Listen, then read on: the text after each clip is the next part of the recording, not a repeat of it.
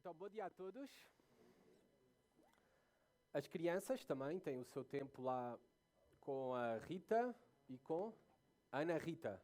Desculpa, a Ana Rita e a Sandra, também as crianças, tanto do berçário com a Ana Rita, dos 3 aos 5. As crianças, as demais crianças dos 6 aos 10 com a Sandra, podem se dirigir para a parte de baixo. Nós vamos abrindo as nossas Bíblias em Efésios, capítulo 4.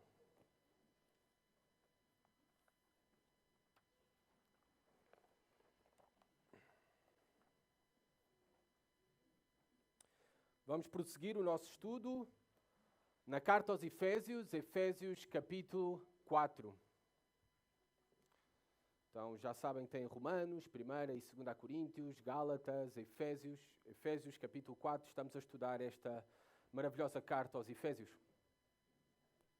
Hoje vamos entrar numa nova secção desta carta. Depois dos primeiros 3 capítulos serem, na sua grande maioria, doutrina, ensino, não quer dizer que do capítulo 4 a 6 não vai haver ensino para nós, está bem? E que do capítulo também 1 ao 3 não há prática para nós. Mas o que é certo é que do capítulo 4 ao 6 até ao final da carta, depois de dar todos os fundamentos da vida cristã, agora o apóstolo Paulo passa para várias exortações práticas de como é que devemos viver a vida cristã. Já vimos aquilo que somos em Cristo Jesus, aquilo que Ele fez por nós, a salvação que Cristo conquistou para nós, desde a eternidade, a família que Ele constituiu de todos os povos, fez um só povo, a igreja. Bem, agora, Paulo diz, vocês já sabem tudo, agora já vos dei os fundamentos e vos relembrei dos fundamentos da fé cristã, a história do Evangelho nas vossas vidas, mas agora como é que vocês devem viver essa história? E vamos ver várias exortações práticas a partir de agora do capítulo 4 até ao final. Hoje só estaremos do versículo 1 até ao versículo 6 de Efésios 4. Diz assim a palavra de Deus: Rogo-vos, pois, eu, o prisioneiro do Senhor, que andeis de modo digno da vocação a que fostes chamados, com toda a humildade e mansidão, com longanimidade, suportando-vos uns aos outros em amor, esforçando-vos diligentemente por preservar a unidade do Espírito no vínculo da paz. Há somente um corpo e um só Espírito, como também fostes chamados numa só esperança da vossa vocação. Há um só Senhor, uma só fé, um só batismo, um só Deus e Pai de todos, o qual é sobre todos, age por meio de todos e está em todos. Senhor, que a Tua palavra edifique grandemente as nossas almas. Que não nos tornemos apenas ouvintes, Pai, mas sim praticantes, como era o desejo do apóstolo Paulo, a dar exortações bem práticas para nós, como cristãos individualmente e como igreja, que nós também possamos aplicar as mesmas às nossas vidas. E isto que vamos aprender hoje, Senhor, possa ser bem recebido pelos nossos corações e dar-nos a capacidade de cumpri-lo. No nome de Jesus. Amém. A carta aos Efésios é a história da redenção, é a história do Evangelho de Jesus Cristo, das boas novas, das boas notícias sobre quem é Jesus Cristo e o que Ele fez para reconciliar homens e mulheres pecadores com Deus para todo o sempre. A carta aos Efésios é a história de como Ele mudou a nossa história, as nossas vidas. É a história de como Deus, desde a eternidade, antes que Deus tenha dito, seja a luz, desde a eternidade Ele escolheu um povo para si. É isto que Paulo tem-nos vindo a dizer nos 3 primeiros capítulos. Ele teve sempre o propósito de constituir uma só família unida. E essa família é a igreja. Tudo começou na eternidade. Tudo começou na vontade de Deus, graciosa e amorosa. Mas esse propósito que começou na eternidade cumpriu-se, revelou-se e aplicou-se a nós, agora homens. E nós sabemos que começou essa história especificamente quando nós vemos em Gênesis capítulo 12, 1 a 3, esta promessa de constituir uma família de todas as nações. Desde o começo é revelado aos homens com a chamada de Abraão, em que o propósito era que através de Abraão constituir uma família multiétnica, abençoando assim todas as nações. Nós vemos isso em Gênesis capítulo 12, versículo 1 a 3. Vamos ao primeiro livro da Bíblia, por favor. Gênesis 12, 1 a 3, para ver esta verdade.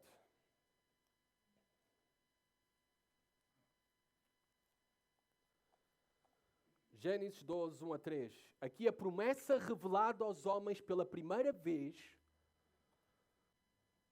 por Deus, aos homens, que Deus queria constituir e abençoar todas as nações, todas as etnias, todos os povos, e constituir uma grande família através de um descendente de Abraão. Gênesis 12, 1 a 3 diz assim a palavra de Deus. Ora, disse o Senhor a Abraão, sai da tua terra, da tua parentela e da casa de teu pai, e vai para a terra que te mostrarei. De ti farei uma grande nação. Está a falar de Israel. E te abençoarei e te engrandecerei o nome. Sê tu uma bênção. Mas agora uma promessa que vai além de Abraão e dos seus descendentes. Abençoei os que te abençoarem e amaldiçoarei os que te amaldiçoarem. Em ti serão benditas todas as famílias da terra. Uma promessa de Deus através de Abraão. Em ti, Abraão, serão benditas todas as famílias da terra. E como é que isto em Gênesis, esta promessa dada a Abraão, está ligado com o que estamos a ler aqui em Efésios sobre a igreja? Bem, é a promessa que, independentemente da etnia, povo, língua ou nação, Deus, através de um descendente de Abraão, e esse descendente de Abraão nós já conhecemos, por aquilo que vem sido revelado ao longo das Escrituras e por aquilo que foi revelado finalmente a nós nos Evangelhos. O descendente de Abraão prometido, que iria ser de bênção para todas as nações, é Jesus Cristo. Jesus Cristo. E através de Jesus Cristo ele estendeu a sua graça e o seu perdão aos homens de todo o mundo. É somente através de Jesus Cristo que os homens e mulheres podem ser reconciliados com Deus. É através de Jesus Cristo que nós também, do Filho de Deus, nos podemos tornar filhos de Deus e família de Deus, unicamente. Por isso, ele, através de Jesus Cristo, que Paulo tem vindo a falar, constituiu uma só família. Uma família composta de judeus e uma família composta de gentios. Gentios são todas as demais nações. Esta família, a família da nova aliança, a família de Deus, a igreja. Já não há mais judeus ou gentios no sentido espiritual. Já não há mais inimizade entre esses povos, porque havia muita inimizade. Aliás, Paulo escreve isto mesmo, esta carta, e dá destaque que somos um em Cristo, porque havia problemas naquela igreja, em Éfeso. Havia conflitos, como em todas as igrejas. Havia divisões, como em todas as igrejas. Quando era a altura do churrasco, estavam lá os judeus e gentios. E os gentios traziam a bifana e a entremeada. E os judeus se levantavam e iam embora. Carne de porco, eu? Imundo. Eu vou-me embora. Não vou estar aqui para o almoço da igreja. Era isto que estava a acontecer. Mais ou menos, está bom? E por isso Paulo fala da necessidade de entenderem que já não há mais inimizade. Que já só são um em Jesus Cristo. Com as suas diferenças culturais. Mas somos um em Jesus Cristo. Não há mais judeus ou gentios. Não há mais inimizade entre nós. Há um só povo. Uma só família redimida por um só Senhor e Salvador Jesus Cristo. Para a glória de Deus, o Pai. Esta é a igreja. Esses somos nós. E Paulo faz uma ligação, uma transição da história do Evangelho, não é? Das doutrinas fundamentais sobre quem é Jesus Cristo e o que Ele fez por nós. Com esta palavra, esta preposição, pois, ou portanto, em algumas Bíblias. Rogo-vos, pois. Depois de virmos tudo aquilo que ficou para trás, agora, portanto, vivam de tal forma, Paulo está a dizer. Depois de virmos confirmado aquilo que somos, a Igreja de Deus, agora como é que nos devemos comportar? Ele vai nos dizer de maneira bem prática qual deve ser a nossa resposta, o que deve ser esperado de alguém que verdadeiramente foi transformado pelo poder do Evangelho. Que verdadeiramente provou o amor de Deus por meio de Jesus Cristo. Como é que um membro de uma igreja saudável se pode comportar? O que é um membro saudável numa igreja? Como é que esse membro da família da fé deve viver na família da fé? É isto que Paulo agora vai nos dizer. A partir do capítulo 4. E numa rápida leitura, vocês já identificaram, conseguiram ver, nesta rápida leitura destes 6 primeiros versículos no capítulo 4, qual é a palavra-chave deste capítulo? A palavra-chave é a palavra que se repete mais vezes.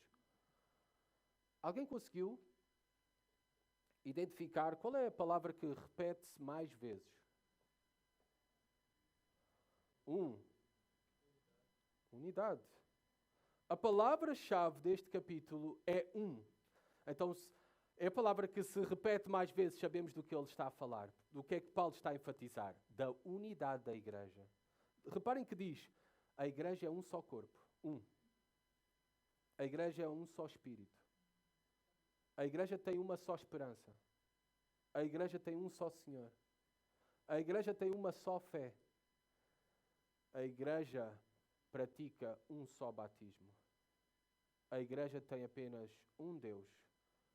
A igreja tem apenas um Pai. O ênfase de Paulo. Esta é uma palavra bem pequena, apenas 2 letras. Mas transmite uma mensagem extremamente clara e poderosa para nós. A igreja deve ser um claro reflexo que somos apenas uma família que existe em unidade.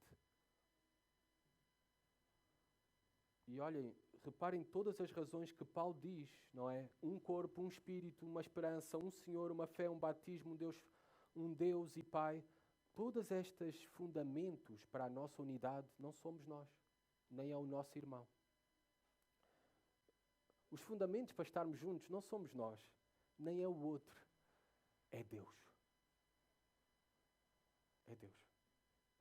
É o que Ele fez. A unidade é a marca dos verdadeiros discípulos de Jesus Cristo. E o que Paulo vai exortar-nos, e que é a responsabilidade de cada um de nós, é que devemos esforçar-nos e muito nos nossos pensamentos, palavras e ações para cultivar esta unidade. Ela é fundamental, a unidade de uma igreja. Ela deve ser primordial. Aliás, foi por isso que nós vemos que esse foi o motivo específico da oração de Jesus Cristo pelos seus discípulos de todos os tempos, ali em João, capítulo 17.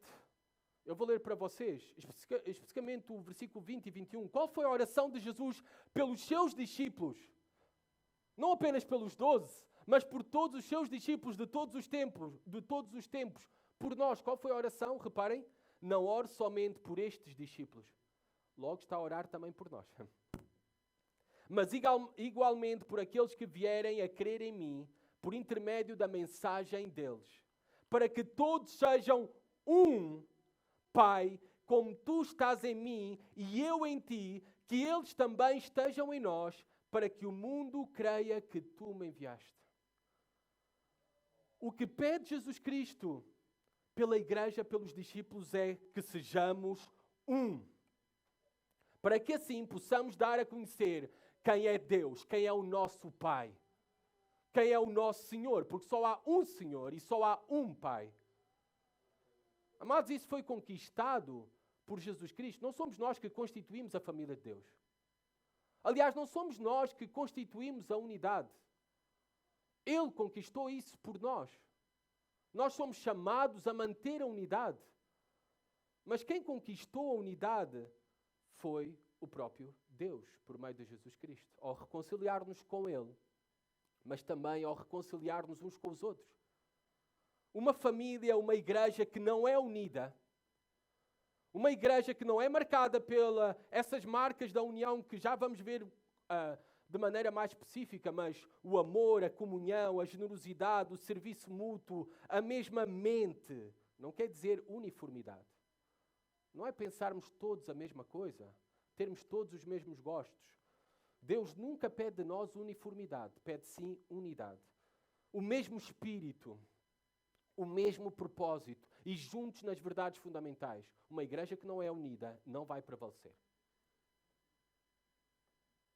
Nenhuma família que não é unida irá prevalecer. Numa família onde, na verdade, o que prevalece é os conflitos, as invejas, os ciúmes,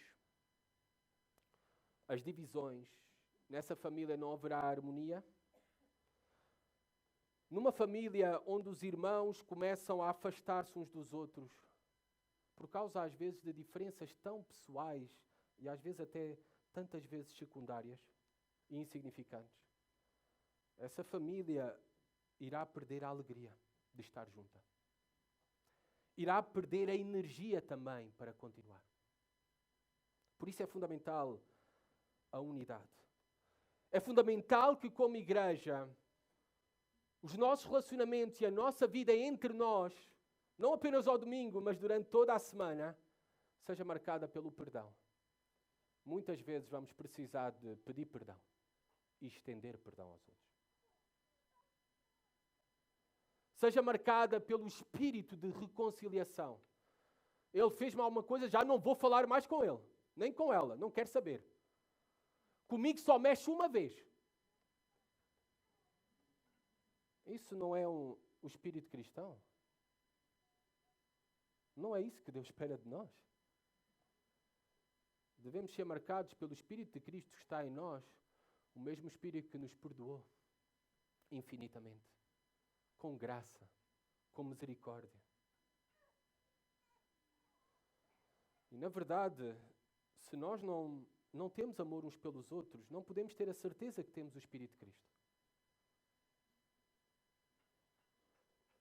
Porque Jesus Cristo disse: "E nisto conhecerão que sois meus discípulos, se vos amardes uns aos outros." Se não nos amamos uns aos outros, não podemos ter a certeza que somos discípulos de Jesus Cristo, nem os outros podem ter a certeza que nós somos filhos de Deus. Porque, e nisto conhecerão que sois meus discípulos, se vos amardes uns aos outros. Por isso Paulo então roga a esta igreja. Reparem o versículo 1. Rogo-vos, pois, ou a palavra portanto, aqui marcando uma clara ponte de transição no ensino do que ele tinha ensinado para uma resposta a esse ensino. Porque depois da teologia vem a praxis. Não devemos ser apenas ouvintes, mas também praticantes da palavra. Este é o fim da verdadeira sabedoria. Este é o fruto de conhecer verdadeiramente a Deus. É colocar e nos esforçarmos para colocar em prática a vontade de Deus. Obviamente, pelo poder de Deus em nós, que Paulo já orou na semana passada. Nós vimos que orou por isso mesmo, para sermos fortalecidos pelo seu poder. Se apenas somos ouvintes da palavra, é um conhecimento inútil todo este conhecimento. Apenas iremos ficar com uma grande cabeça, mas com um pequeno coração. E pior ainda, a Bíblia diz: quanto mais nós estivermos expostos a uma maior luz, a uma maior revelação, mais estamos sujeitos a um maior juízo. Então, que o Senhor nos ajude a não sermos apenas ouvintes, mas praticantes. Paulo roga a estes irmãos para praticar estas verdades da unidade. E ele menciona-se a ele mesmo como o prisioneiro do Senhor. Ele novamente relembra os leitores desta carta que ele era um prisioneiro por causa de Jesus Cristo, por causa do Evangelho. E é uma lembrança para aqueles irmãos do seu amor e fidelidade ao Evangelho. É esta mensagem que ele pregou a eles. É essa mensagem que transformou a vida dele e tinha transformado a vida daquela igreja, daqueles irmãos. Mas esta mensagem sublime e grandiosa teve um alto preço, e seguir a Jesus Cristo tem um alto preço. Paulo foi preso. E nós sabemos que ele teve várias prisões e por fim terminou martirizado, decapitado. Foi o fim do apóstolo Paulo. O seu crime, ser um pregador da mensagem do Evangelho de Jesus Cristo. Paulo relembra àqueles irmãos que seguir a Jesus Cristo tem um custo. E começa com negando-nos a nós mesmos. Paulo negou uma vida confortável, segura, gloriosa, diante dos rabis daquele tempo, dos fariseus daquele tempo, dos líderes religiosos daquele tempo. Ele era um dos principais. Paulo negou tudo isso para seguir a Jesus Cristo. Paulo era verdadeiramente o exemplo de negar-se a si mesmo para seguir a Jesus Cristo. E este é o custo do discipulado. Seguir a Cristo implica negar-te a ti mesmo. Negar a tua vontade. Paulo era um exemplo vivo disso mesmo, através da sua prisão. Paulo, mesmo assim, na sua prisão, não estava lamentando e chorando. Paulo não se preocupava consigo mesmo. Em nenhum momento Paulo pede para que orem, para que aquela igreja ore, para que ele seja solto. O que vemos, Paulo é preocupado com o Evangelho. Preocupado com as igrejas. Preocupado com os seus irmãos em Cristo. E este mesmo exemplo, ele quer que aqueles irmãos sigam. Tirar o foco de si mesmos e colocar os olhos em Cristo e viver para algo maior do que eles, o Evangelho. A igreja gloriosa de Jesus Cristo. E ele diz, rogo-vos, pois, o prisioneiro do Senhor, que andeis de modo digno da vocação a que fostes chamados. Este andar de modo digno, esta palavra digno é de um modo apropriado, adequado, que corresponda àquilo que tu és, como filho de Deus, como filha de Deus. Então tu deves viver desta maneira. Porque nós fomos chamados. Andeis de modo digno. E ele vai falar muito deste andar na vida cristã, nestes últimos capítulos. De como devemos andar, viver. Que corresponde à chamada, à vocação a que fomos chamados. Sempre no Novo Testamento, quando vemos a palavra chamados, se refere ao chamado soberano e eficaz de Deus para a salvação. Deus nos chamou desta forma. Não é a primeira vez que Paulo interpreta esta palavra chamados. Querem uma pista para descobrir do que é que Paulo está a falar? Sempre começa pelo contexto primário. Esta palavra chamado, onde aparece aqui neste capítulo? Nesta carta. Se não nesta carta, noutras cartas escritas pelo autor, Romanos, Coríntios, e tu vais descobrir o que é que Paulo quer dizer com os chamados. Nós não temos que ir muito longe, porque ele fala disso mesmo, em Efésios capítulo 1, dos chamados. E o que é que ele se está a referir? Reparem, capítulo 1, versículo 18. Iluminados os olhos do vosso coração, para saberdes qual é a esperança do seu chamamento. Qual a riqueza da glória da sua herança nos céus.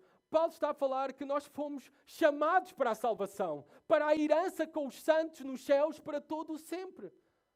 Esse é o chamado eficaz de Deus para a salvação. Quando Deus chama, é eficaz em chamar-nos para a sua salvação. Nós fomos chamados por amor.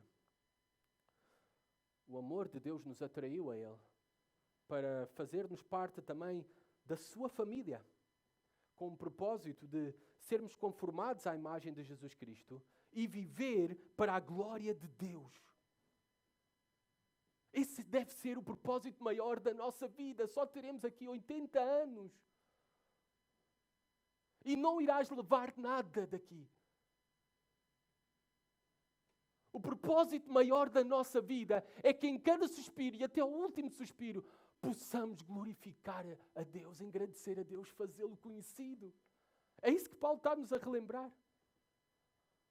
Andeis de modo digno da vocação a que fostes chamados. Ou seja, sermos fiéis representantes, testemunhas de quem Ele é, de quem é o seu Filho, do carácter do seu Filho, da mensagem do seu Filho. Isto é uma chamada individual para cada um de nós, mas é uma chamada também juntos, como igreja. Esse é o propósito principal das nossas vidas. E a maneira como glorificamos a Deus mais, ou como não glorificamos a Deus, como ofendemos a Deus, ocultamos a glória de Deus, é através da maneira como nos comportamos, como vivemos. vista através do nosso ajuntamento, de estarmos juntos, da nossa vida como igreja. E devemos ter um viver digno da nossa confissão, de quem nós dizemos que somos. Nós somos os eleitos de Deus, até cantamos isso. Nós somos os filhos de Deus, cantamos isso também. Nós somos os discípulos de Jesus Cristo, por isso somos chamados cristãos, pequenos cristos. Nós somos um membro do corpo de Cristo. Isto tudo é verdade, mas temos que viver como tal. Falar é fácil. Viver como tal é outra coisa. E Paulo vai dizer-nos então de maneira muito prática como deve ser o nosso andar, a nossa conduta diária. Especificamente, até Paulo está a falar nos nossos relacionamentos como igreja, para cultivar e manter a unidade da igreja. E a unidade da igreja dá muito trabalho. Dá muito trabalho manter a unidade de uma igreja. Individual e coletivo. Primeiro diz, com toda a humildade. Não é interessante que Paulo menciona a primeira qualidade da vida cristã e fundamental para o viver juntos, unidos, é a humildade. Vocês já me ouviram dizer isso 500 vezes. Eu sei que já estão cansados e sabem de memória, não é? O que é que João Calvino dizia que era a vida cristã? São 3 coisas. A primeira delas, humildade. A segunda delas, humildade. E a terceira delas, humildade. E Paulo, na verdade, Calvino estava de acordo com Paulo, não é? Eu ia dizer que Paulo estava de acordo com Calvino. Isso não é certo, tá bom?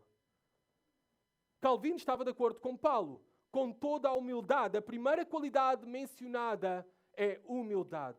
Para crescer em humildade, é necessário crescer no entendimento maior do Evangelho, da grande obra de Deus, da graça de Deus em nos alcançar. Não somos melhores do que aqueles que estamos lá fora. Se somos o que somos, é pela graça de Deus unicamente. Deixemos-nos comparar uns com os outros, porque sempre vamos encontrar-nos que somos melhor do que alguém.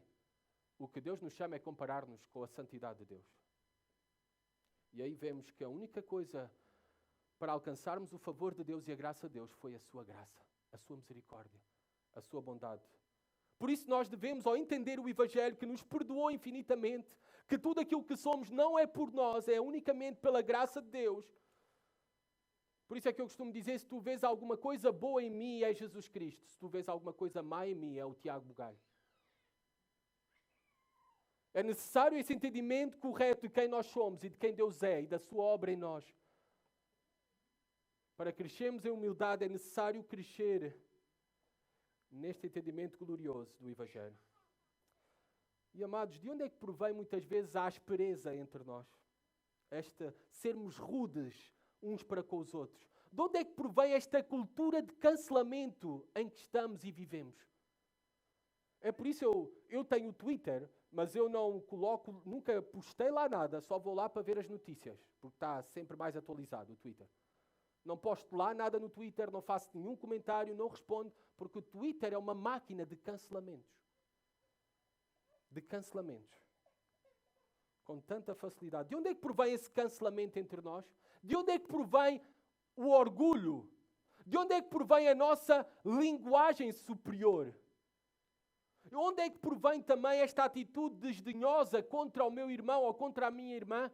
Provém de uma coisa, de um coração cheio de si mesmo e dos seus interesses.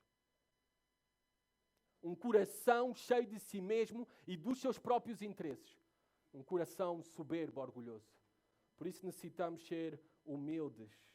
John Flavel diz, os que conhecem a Deus serão humildes. E quanto mais conhecemos a Deus, mais humildes seremos. Os que se conhecem a si mesmos não podem ser orgulhosos. Quanto mais nos conhecemos a nós mesmos, não podemos ser orgulhosos. À realidade do nosso coração. Volto a repetir, os que conhecem a Deus serão humildes, os que se conhecem a si mesmos não podem ser orgulhosos. Esta humildade de avaliar-nos corretamente diante de Deus, que provém de um conhecimento correto de quem nós somos e de quem Deus é. A humildade que se manifesta em não ter mais alto pensamento sobre si mesmo. A humildade que não se compara com os outros. A humildade que não reclama, mas é grato em todas as coisas. Mas agora Paulo fala não apenas de humildade, fala da filha da humildade, como alguns dizem. A filha da humildade é a mansidão. Ser manso, gentil, amável uns com os outros. É uma atitude de disposição para receber a calúnia, para receber a crítica, para receber as ofensas, para receber as injúrias, para receber as injustiças, mas livre do desejo de vingar-se. Isto é que é um espírito manso. Livre do desejo de vingar-se. E nós vamos precisar disso, porque muitas vezes nos nossos encontros, nos nossos relacionamentos, seremos ofendidos. Muitas vezes seremos criticados até injustamente. E mais grave ainda, muitas vezes irão dizer calúnias sobre nós. Mas Deus nos chama a responder com mansidão e não vingança. A vingança deixa com o Senhor. Ele irá julgar todas as coisas um dia.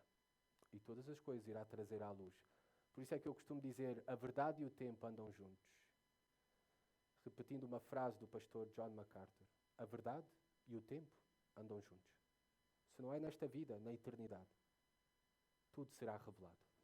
Deixa com o Senhor. O que nós somos chamados é mansidão, livres da vingança. É isso que vemos em Moisés.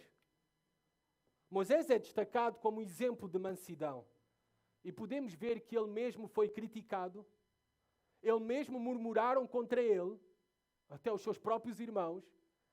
Ele mesmo foi ameaçado, ele mesmo foi atacado e em nenhum momento buscou vingança. Até orou pelo povo de Israel para que Deus tivesse misericórdia deles. Este é que é um exemplo de mansidão. Um puritano pastor, Matthew Henry, que escreveu um famoso comentário, ele diz o seguinte: um leão na causa de Deus precisa ser um cordeiro na sua própria causa. Manso, manso. Outra característica que necessitamos cultivar entre nós e esforçar-nos pela graça de Deus para manifestar nos nossos relacionamentos é longanimidade, macrotomia. Por outra palavra mais simples, é longo de ânimo. Ou nós conhecemos mais a palavra paciência. É o sinónimo. Esta paciência para suportar o mal que os outros nos possam fazer, como Jesus Cristo nos deixou exemplo. E até quando foi crucificado, orou por aqueles que o estavam a matar injustamente. Pai, perdoa-lhes. Este é o exemplo de paciente, de suportar. Porque ele vai juntar agora a paciência com suportando-vos uns aos outros em amor. Esta palavra suportando-vos, está relacionado com algo que é difícil, algo que é desagradável. É a palavra, na verdade, aguentar algo. Aguentar. E, amados, nós devemos suportar-nos uns aos outros, aguentarmos uns aos outros, porque às vezes as coisas vão ficar insuportáveis entre nós. Por isso é que Paulo diz, suportando-vos uns aos outros. Porque às vezes as coisas vão ficar insuportáveis entre nós. Às vezes é insuportável conviver com alguém. Mas a chamada do Evangelho é para nós suportarmos uns aos outros. Eu costumo dizer que na igreja, e em todas as igrejas, eu já tive a experiência de ser membro em 3 igrejas distintas, diferentes. E unicamente por viagem para a Argentina, e a minha igreja-mãe que me enviou para o Ministério Pastoral, tá bom? Não saí de nenhuma igreja, digamos, por vontade própria. Foi unicamente parte do processo da chamada de Deus. E nas 3 igrejas eu pude experimentar que as coisas inevitavelmente ficam difíceis, mais cedo ou mais tarde. Isto é uma realidade esperada no meio de tantos pecadores. Se esta já é uma realidade esperada no meio de uma família pequena, nas nossas famílias, as coisas ficam difíceis entre nós, no nosso casamento, conflitos, discussões, o que esperar de uma família tão alargada? Com tantos pecadores reunidos e juntos. Mas, amados, quando as coisas ficarem difíceis entre nós, quando as coisas até ficarem insuportáveis entre nós, pelas nossas diferenças, ou quando até nos fizerem mal, quando nos cancelarem, quando se afastarem de nós, a convocação, a chamada do Evangelho de Jesus Cristo é diferente. Ela exorta-nos a suportar-nos uns aos outros. Não de qualquer maneira, vou suportar porque não há outro. Não há outra, não. Paulo diz, suportando-vos em amor. Suportamos em amor. Eu gosto do amor porque a palavra que Paulo usa aqui para amor é o amor ágape, um amor contínuo e incondicional. Suportamos uns aos outros por amor, não pelo que o outro é, ou fez ou deixa de fazer, mas porque respondemos com o mesmo amor que temos provado de Deus e estendemos aos outros. Um amor incondicional e contínuo. Suportando-nos uns aos outros. Não por interesses. Não porque não há outra. Não, suportando-nos por amor. E o amor é a característica daquele que tem o Espírito de Cristo. Há muitas diferenças entre nós, somos de clubes diferentes. É um pecado ser do Benfica, eu estou convencido disso. Temos partidos políticos diferentes que nós apoiamos, nos identificamos mais. Temos gostos diferentes. Somos de culturas diferentes. Na nossa igreja temos várias nações diferentes. Mas nós somos chamados a suportarmos uns aos outros em amor. Em todas estas diferenças. E na verdade, se não nos suportarmos em amor, tu vais encontrar 1000 razões para saíres dessa igreja, mais cedo ou mais tarde. 1000 razões. E eu sozinho, só olhando para mim, dar-te-ia essas 1000 razões para tu saíres desta igreja. Se tu não consegues fazer uma lista de 1000 razões do pastor Tiago para sair desta igreja, fala com a minha esposa, ela vai arranjar as 1000 razões. Por isso, a única coisa que nos mantém juntos e a chamada para suportarmos uns aos outros é o amor de Deus que coloca em nós, que é o combustível para continuarmos a amarmos uns aos outros. Contínuo e incondicional. E essa é a verdadeira marca da vida cristã, do Espírito de Deus em nós. Se não temos este amor, então não conhecemos o amor de Deus. João diz, o apóstolo João, que não somos seus discípulos. Não conhecemos a Deus. E se não estamos, até podemos conhecer a Deus, mas se não estamos a manifestar esse amor e a esforçar-nos por suportar-nos em amor, então nós não estamos a viver do modo digno do Evangelho, do modo digno daquilo que somos, filhos de Deus.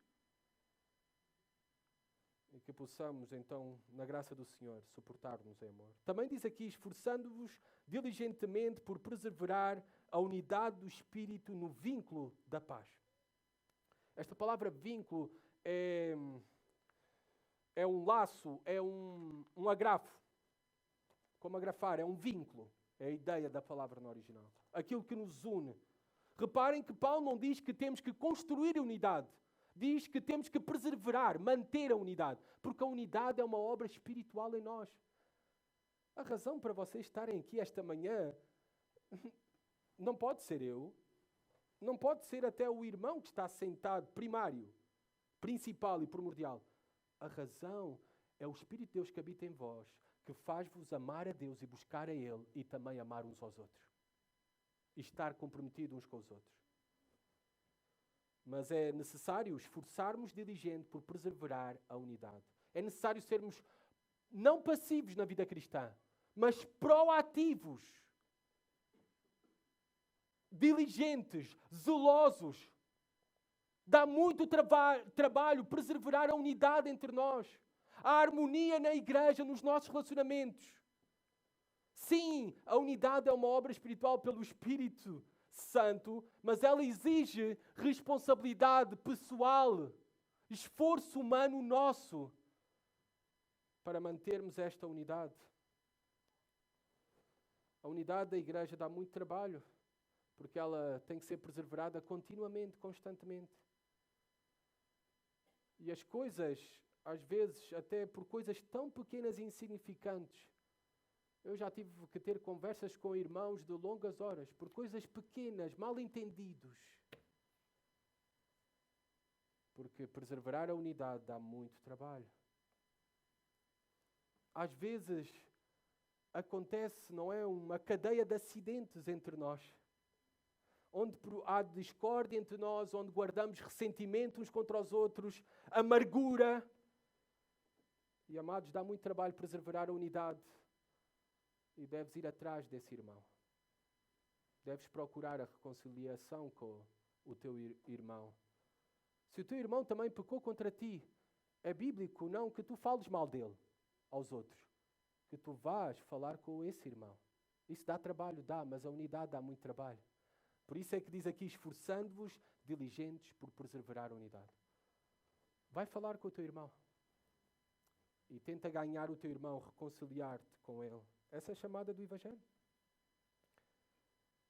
Uma advertência séria para cada um de nós.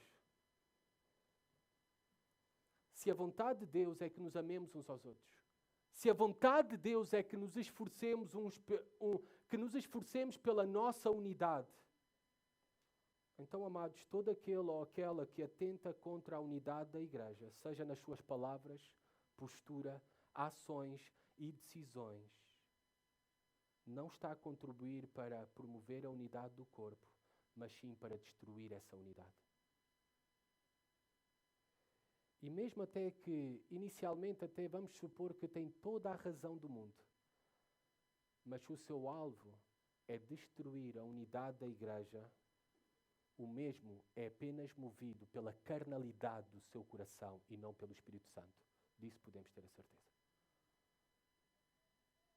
Disso podemos ter a certeza. Porque alguém que é movido pelo Espírito Santo irá perseverar na unidade. Não irá fazer acepção de pessoas, não irá colocar um irmão contra o outro, não irá murmurar uns contra os outros, não irá deixar de vir à igreja, irá esforçar-se diligentemente por preservar a unidade do Espírito no vínculo da paz. Esta é a chamada do Evangelho para todos nós. E nós devemos ter muito cuidado como tratamos a igreja, como nos tratamos uns aos outros. É a noiva de Cristo, é a esposa de Cristo. Amados irmãos, talvez não vou reagir tão facilmente se for tratado mal eu próprio, não é? Mas se tu mexes com a minha esposa, talvez vais ver o pior Tiago rapidamente. Pensa agora em relação a Cristo e à igreja. A igreja é a esposa de Cristo. Se tu mexes com ela, tu vais enfrentar a fúria do Cordeiro. Vais enfrentar, meu. Mão pesada terá sobre ti. Eu pergunto se essas pessoas que mexem com a igreja, eu pergunto se não temem esse dia que estarão diante de Jesus Cristo. Não temem esse dia. É que os demónios temem e tremem. Mas há outras formas até que eu quero que, muitas vezes, todos nós caímos nisso de alguma forma. Formas mais subtis que atentam contra a nossa harmonia e unidade e requer esforço da nossa parte para lutar contra ela. Por exemplo, perguntas para nós avaliarmos os nossos corações. Como é que nós reagimos quando alguém é escolhido para um ministério que nós queríamos? Como é que reagimos? Como é que nos sentimos quando alguém exerce melhor algum ministério do que nós fizemos no passado?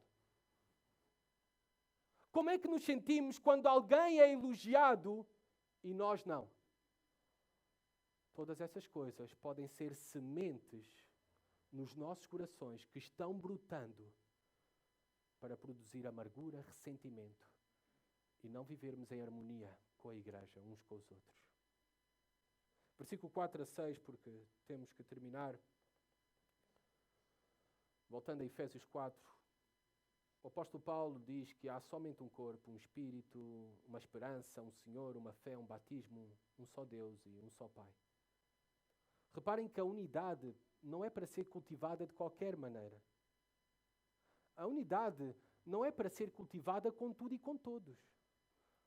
É por isso que eu rejeito encontros ecuménicos, que desde a década de 60 estão muito na moda. Encontros ecuménicos entre todas as religiões. Não, porque a unidade deve ser fundamentada numa verdade, na fé, num só Deus. Amados, o meu Deus não é o mesmo Deus dos muçulmanos. O Deus que está revelado na Bíblia é Deus Pai, Deus Filho, Deus Espírito Santo. Há um só corpo. De forma deliberada e repetida, o apóstolo faz ênfase numa pequena palavra, que mostra perfeitamente e profundamente que devemos estar unidos num só corpo. Ou seja, Paulo, por outras palavras, diz que só há uma família de Deus. Não há várias famílias. Só há uma família de Deus que se expressa localmente na nossa igreja. Mas nós mantemos comunhão com outras igrejas. Até com... Nós não afirmamos, como algumas seitas afirmam, não é? As testemunhas de Jeová, só eles é que são salvos. Os mórmons, só eles é que são os santos dos últimos dias. Os adventistas, só eles é que vão para o céu, porque eles guardam o sábado. Quem guarda o domingo vai para o inferno. É isso que eles pregam e ensinam. Os católicos dizem só dentro da Igreja Católica há salvação. Nós não afirmamos isso. Só em Jesus Cristo há salvação. E até podemos, e é fruto do movimento protestante evangélico, há várias denominações. Presbiterianos, Assembleia de Deus, batistas, metodistas. Mas sabem uma coisa que nós, apesar de termos algumas diferenças em algumas interpretações de algumas verdades das Escrituras, e até de prática em funcionamento, mas nas verdades fundamentais, nós estamos unidos e nós nos consideramos profundamente irmãos em Cristo Jesus. Família de Deus. Família de Deus. Há um só corpo, uma só família, uma unidade completa. Não é possível estar em Cristo sem estarmos unidos ao corpo de Cristo. Não existe. Não podes dizer que tens comunhão com Jesus Cristo, com Deus, se não tens comunhão com a Igreja de Cristo. Não existe tal coisa. Há um só Espírito. É bem provável que Paulo aqui esteja a referir-se a dar esta ideia de corpo e alma, porque anteriormente já tinha falado do corpo, agora fala da alma como uma ilustração, o Espírito, para enfatizar que devemos ser unidos como um todo, não numa só parte. O reino de Deus, a família de Deus não pode dividir-se porque é um só corpo e tem o mesmo Espírito, o Espírito Santo, como um todo. Como alguém disse, todos quantos se separam dos seus irmãos, tornam-se estranhos ao reino de Deus. Não podes dizer que estás separado dos teus irmãos e estás dentro do reino de Deus. Não, porque temos um só Espírito.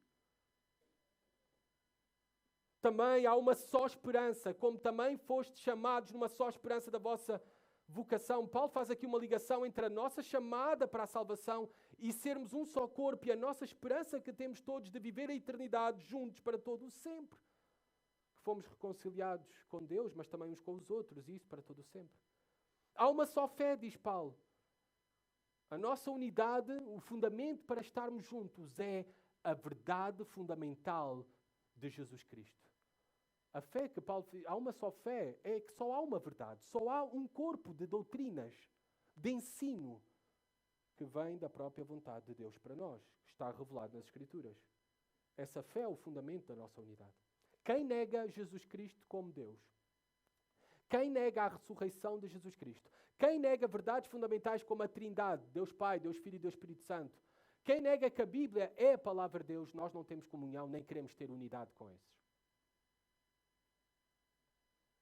Há um só batismo. Eu creio que aqui o texto refere-se ao batismo das águas. Todos nós fomos batizados e alguns serão batizados no próximo domingo. E somos batizados do mesmo modo, passamos pela mesma prática. Ou seja, no nome do Pai, do Filho e do Espírito Santo. E o fazemos como uma marca. Há somente esta marca exterior da nova aliança, da nossa entrada de corpo e alma no corpo de Cristo. E o método de entrada é igual para todos, batismos. Batismo no nome do Pai, do Filho e do Espírito Santo. Agora, eu quero deixar aqui claro que o texto, não podemos ir além do texto e dizer Aqui não está a dizer que o batismo cristão não pode ser repetido. Não, é que eu já fui batizado uma vez, agora não posso repetir o batismo. Não, se tu deste conta que não foi sincero da outra vez, que não tinhas verdadeira fé e uma profissão de fé verdadeira da outra vez, tu podes ser novamente batizado. Há um só Deus e Pai. Todos dependemos do mesmo Deus. E a verdade básica da Bíblia é que há somente um Deus único e verdadeiro. Há um só Deus. Ele é o Senhor de todas as coisas e é o Senhor da igreja, do qual a igreja depende nele somente. E não somente há um só Deus, mas há um só Pai, o qual é sobre todos, age por meio de todos e está em todos. O nosso Pai, ninguém vem ao Pai senão por Jesus Cristo. Os filhos de Deus têm a Deus como Pai. E se temos a Deus como Pai, devemos nos lembrar que somos irmãos uns dos outros, porque há um só Pai, para preservarmos a unidade. Depois de tudo aquilo que vimos, gostaria de aproveitar só para algumas aplicações e exortações bem breves, finais. Por nenhum motivo, nós devemos ter a atitude entre nós de atirarmos pedras uns aos outros, de cancelarmos uns aos outros, de afastarmos uns dos outros, de não permanecermos unidos. Por nenhum motivo. A não ser por verdades fundamentais. Este é aquilo que fomos relembrados pelo apóstolo Paulo. É esperado de nós, como cristãos, que vivamos do modo digno do Evangelho do qual fomos chamados. E se fomos chamados verdadeiramente para Deus, e se temos o Espírito de Deus, iremos viver desta forma, em unidade espiritual. Iremos manifestar de maneira imperfeita, mas iremos manifestar amor, paciência, mansidão, humildade nos nossos relacionamentos, suportando uns aos outros. Eu acho que é excelente terminarmos este sermão, depois de tudo o que ouvimos, para examinarmos os nossos corações diante de Deus. Se tu estás a contribuir de alguma maneira para quebrar a unidade desta igreja, ou se até de uma maneira passiva és indiferente à mesma, não estás a contribuir para a mesma. A Bíblia diz que deves te esforçar, devemos nos esforçar diligentemente. Eu quero que tu examines o teu coração diante de Deus, sinceramente. Se tu tens algo contra algum irmão ou alguma irmã, se estás amargurado no teu coração, se não perdoaste por algo que te disseram, por algo que te fizeram, bem, busca e fala com o teu irmão e procura a reconciliação com ele. Examina o teu coração se não estás na igreja a fazer acessão de pessoas e estás com um espírito partidário, separatista, ou cancelando-te de alguns irmãos e afastando-te da família de Deus, por questões meramente pessoais, secundárias, não fundamentais, não verdades do Evangelho. Eu peço que, e vamos terminar em oração, em silêncio, cada um. Depois o grupo de louvor vai vir para prosseguir o culto. Que tu consideres como é possível, se esta é uma realidade ou não, porque os corações só conhecem Deus, como é possível tu fazeres parte de algum grupo ou grupos, ou manteres comunhão com pessoas que fazem mal à igreja, falam mal da igreja e mandam a igreja de Cristo abaixo? Considera isso seriamente no teu coração, com Deus. E a resposta, a única coisa que te vai fazer prosperar na tua vida espiritual, na nossa vida espiritual, é arrependermos dos nossos pecados e abandonarmos os nossos pecados para alcançar a misericórdia de Deus. E amados, como Joel Bick disse num dos seus livros, se o Senhor Jesus amou tanto a igreja que morreu por ela, será demais para ele pedir aos seus seguidores que amem a igreja e vivam por ela? Se o Senhor Jesus amou tanto a igreja que morreu por ti, será demais para Ele pedir-te, a ti, que ames a igreja e vivas para ela? Que cada um possa refletir seriamente com Deus neste momento, em oração.